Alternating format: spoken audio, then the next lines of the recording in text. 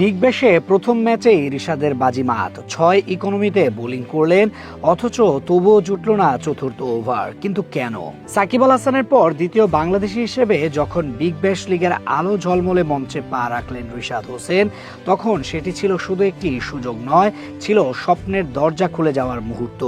Hobart Hurricanes কেন তাকে দলে টানতে এতটা মরিয়া ছিল, তার উত্তর দিতে মাঠে বেশি সময় লাগেনি রিশাদের। অস্ট্রেলিয়ার কড়া কন্ডিশনে গর্জন তোলা গ্যালারির সামনে নিজের প্রথম ম্যাচেই রিশাদ তুলে ধরলেন তার অস্ত্র ভাণ্ডারের ঝলক।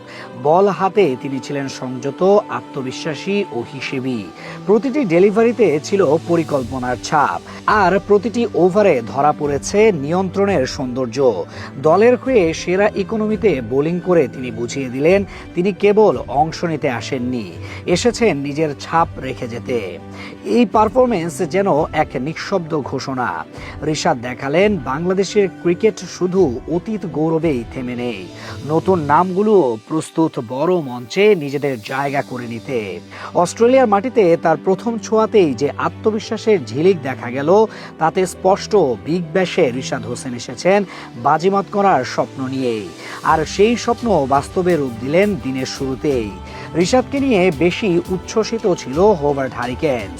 গত মৌসুমে তাকে দলে পেয়েছিল ফ্র্যাঞ্চাইজিটি, তবে শেষ পর্যন্ত আর এনওসি না পাওয়ায় খেলতে পারেননি।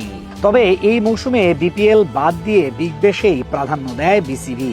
সেখানে প্রথম ম্যাচেই বাজিমাত করলেন বল হাতে। যদিও কোনো উইকেট পায়নি, তবে অন্তত 2 ওভার বোলিং করেছেন দলের হয়ে। এমন বোলারদের মাঝে সেরা বোলার ছিলেন রিশাদ। সিডনি থান্ডার্সের বিপক্ষে আগে বোলিং করার সিদ্ধান্ত নেয় হোবার্ট হারিকেন্স। শুরু থেকেই ম্যাচের গতিপথ ছিল হাই স্কোরিং, তাতে একটু চিন্তিতই দেখা যাচ্ছিল দলের অধিনায়ককে। তাই তো পঞ্চম ওভারেই রিশাদকে বোলিং টেনে আনলেন অধিনায়ক নেইথান এলিস। অস্ট্রেলিয়ার 2 চমক জাগানো খেলোয়াড় স্যাম কনস্টাস ও ব্যান্ডক্রফটকে শুরু থেকেই চেপে ধরেন রিশাদ। কোনো মতে সিঙ্গেল নিয়ে পিচ ছেড়ে দেয়াই ছিল উদ্দেশ্য। প্রথম ওভারে 4টি সিঙ্গেল, একটি ডাবল ও একটি ডটে মাত্র 6 রান দেন রিশাদ। সপ্তম ওভারে এসেও দারুণ ছিলেন রিশাদ। এবার তো অবিশ্বাস্যই বলা যায়, 4টি সিঙ্গেল যায় তার বলে, খরচ করলেন 4 রান।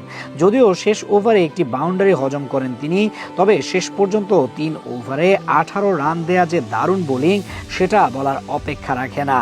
উইকেট না পেলেও 181 রানের টার্গেট দেয়া ম্যাচে এটা যে অসাধারণ ছিল সেটা বলাই যায়। তবে তাকে চতুর্থ ওভার না দেওয়ার আক্ষেপ করতেই পারেন অধিনায়ক। এমন বোলিংয়ের পর যে দ্বিতীয় ম্যাচেও খেলবেন সেটা এখন নিশ্চিত।